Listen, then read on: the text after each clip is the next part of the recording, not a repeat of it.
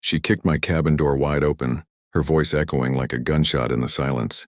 "Pack your things right now," Karen snarled, waving a crumpled notice in my face. "This property belongs to the HOA now." The wooden frame shuddered from the force of her intrusion.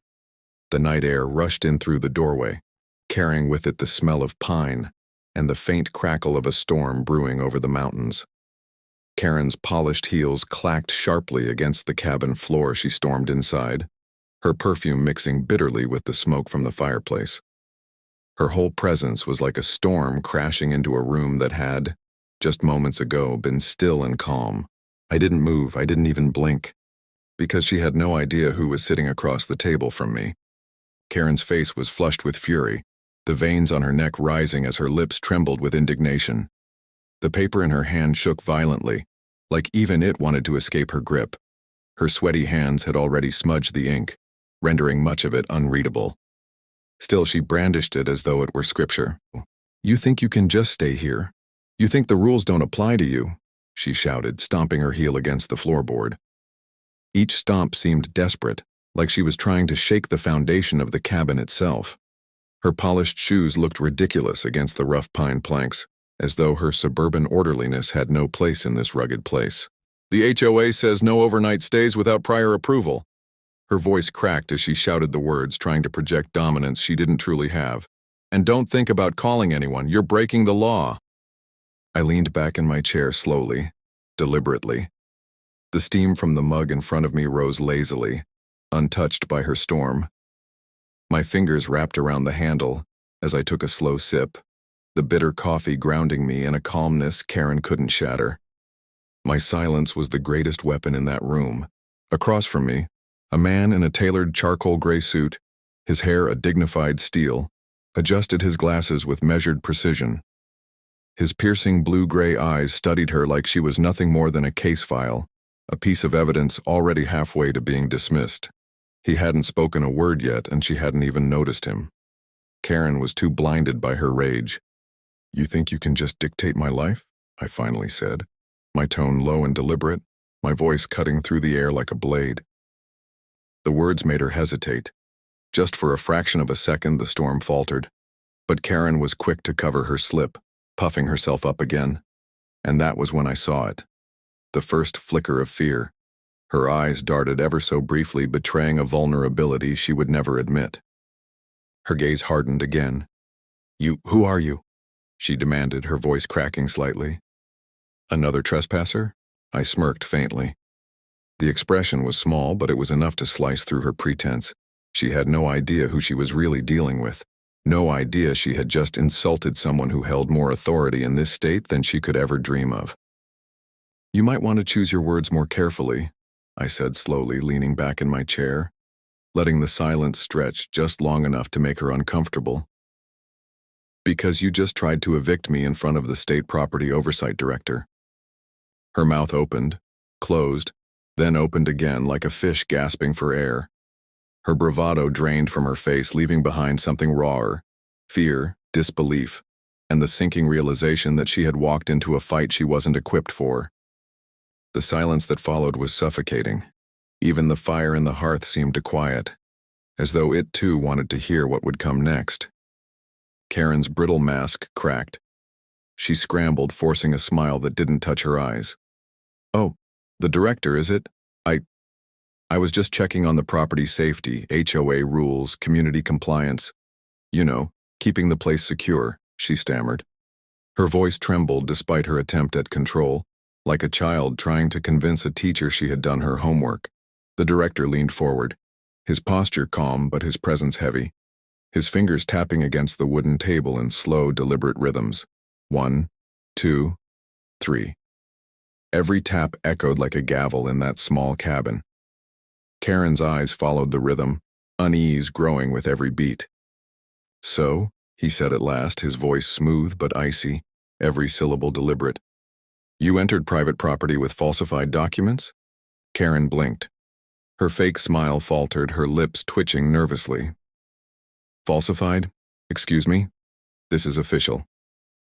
She shoved the crumpled notice toward him. Desperate for validation, the director took the paper delicately, as though handling contaminated evidence. The edges were jaggedly cut, the HOA letterhead poorly printed on cheap home stock. The irony would have been laughable if her panic wasn't so raw, so real. I stood then, finally leaving the safety of my chair. Crossing my arms, I let my voice cut across the room. You taped that to my cabin door last week too, remember? The one that said I owed a fine for having an unapproved mailbox? The director adjusted his glasses and examined the notice more closely. His lips curled into something between amusement and disdain. Then a slow, dangerous chuckle slipped from him. This seal, he said, pointing with a steady finger, was discontinued in 2010. That means this isn't just fake, it's criminal. Karen's world cracked in that moment, her confidence shattered, her posture faltering. Her voice rose in frantic desperation. I was just following orders from the HOA board. They told me to handle this. The director's gaze hardened. Not with anger, but with the cool indifference of someone who had seen corruption 100 times worse. Orders from your board? Orders to commit fraud, to harass, to trespass? His voice cut sharper with every word. That's not HOA business, that's criminal, potential conspiracy, coercion, do you understand? Karen stumbled back, clutching the paper like a shield. Her voice was small now, her storm reduced to a whimper. You don't understand. The president, he has influence. He promised this would be quiet. Nobody would ever question it. And there it was, the slip, the truth I'd suspected. This wasn't Karen acting out of petty power-drunk authority. She was just a pawn. A tool in a much bigger, dirtier game. And now her hands were shaking, the room's energy shifting from her fury to genuine fear. I stepped closer, my voice low, steady, meant only for her ears, though everyone could hear. This isn't about the cabin, is it? It's about keeping certain families out.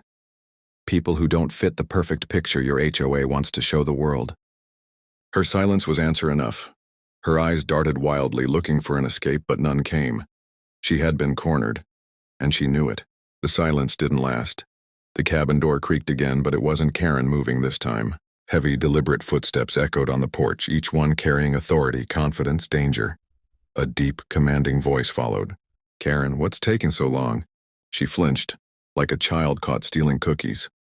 Her eyes widened with terror as the figure stepped into the doorway. A tall man in a crisp navy suit entered the room. His shoes gleamed, polished to perfection, his posture exuding a dangerous kind of confidence. He filled the room with his presence, his gaze sharp and unyielding. He scanned the cabin quickly. Me, Karen, the director.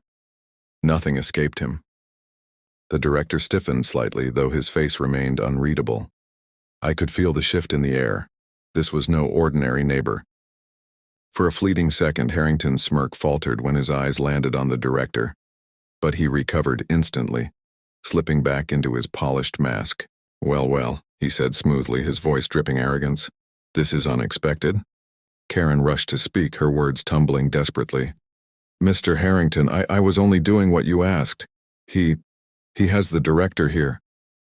Harrington cut her off with a single glance, sharp enough to silence her. You were supposed to keep it quiet, Karen. And instead, you've made a circus. The director leaned forward, his voice calm, his words precise. Mr. Harrington, I presume, president of the HOA. Harrington's smirk deepened, colder this time. Titles don't matter. Control does. His eyes slid to me, dismissive. This cabin sits on land the board intends to manage, and you are in the way. My blood spiked, but I didn't flinch. Funny, I said. This land has been in my family for 3 generations. You don't get to rewrite history. For the first time, Harrington's jaw tightened. His mask cracked ever so slightly. His eyes narrowed, venomous. History doesn't matter. Power does. The director's gaze sharpened to a razor's edge. Then you're about to find out what real power looks like. The silence that followed was heavier than before. Even Karen didn't dare breathe. Harrington's smirk remained, but something deeper flickered in his eyes. Unease. Then he snapped his fingers. 2 massive figures appeared on the porch. Broad shoulders, thick arms, hired muscle. One leaned against the doorway casually, but his eyes were watchful. The other cracked his knuckles slowly, the sound echoing like thunder. Karen gasped, her hand flying to her mouth. You brought them? Harrington didn't answer her. His eyes stayed locked on the director, his voice silky and menacing. Here's what's going to happen. You both leave tonight. Forget what you saw. Resist. Accidents happen. The fireplace crackled faintly, the only sound in the room. The director leaned forward, calm as ever. Funny, he said, voice sharp as ice. How accidents never get caught on live surveillance. Harrington froze. Then he noticed it. In the corner of the cabin, a tiny red light blinked steadily. Cameras, streaming, every word, every threat. The thugs shifted uneasily. This wasn't what they signed up for. They weren't hired to be caught on camera. I stepped forward, my voice cutting through the tension. Over 1,000 people are already watching this stream. Karen gasped, her face draining of color. She pressed against the wall, whispering, "No, no, no." The director's voice hardened. Here's what's going to happen, Mr. Harrington. You leave quietly. Your men stay. If you resist, the sheriff's deputies already know. They're already on their way. The thugs exchanged a glance. One stepped back toward the porch. The other lowered his fists. Fear was stronger than loyalty. Harrington's mask slipped completely now. Rage twisted his face, his voice venomous. You don't know who I am. I own this county. The director leaned in, unyielding.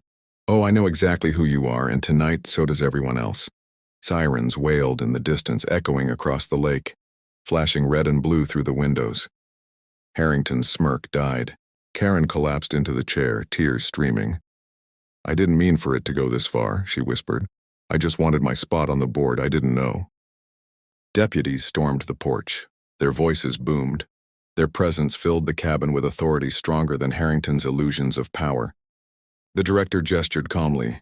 He's inside. Fraud, extortion, conspiracy. Take him. Harrington lunged desperately, pointing at me. Arrest him. This is his fault. A deputy turned, his voice steady, dismissive. Sir, this man is on his registered property, verified 3 generations. You, however. He snapped cuffs onto Harrington's wrists. The click echoed like a verdict. Harrington roared, struggling, but his empire of intimidation crumbled in seconds. His men surrendered, muttering they wanted no part of this. Karen sobbed quietly, her mascara streaking. She looked at me, desperate. They'll come after me too, won't they? I held her gaze for a moment. My voice was steady. You made your choice when you walked through that door with a fake notice. Maybe now you'll understand. This land isn't yours to control. The director placed a steady hand on my shoulder. His voice was calm. Justice can be slow, but when it arrives, it never misses. As Harrington was escorted out into the squad car, the night air swept through the porch, crisp and cleansing. I breathed deep, the weight of the storm lifting. This fight had been bigger than me, bigger than a cabin. It had been about family, legacy, justice. Watching the red and blue lights fade across the lake, I whispered to myself, I didn't fight for this country to be told I couldn't live on my own land. The director nodded. Tonight everyone heard you loud and clear. Freedom, family, justice. They always outlast corruption, and tonight proved it. Stories like this remind us, freedom and family are worth fighting for. If you believe justice should always win over corruption, hit that like button, share this video, and subscribe for more stories that expose the truth.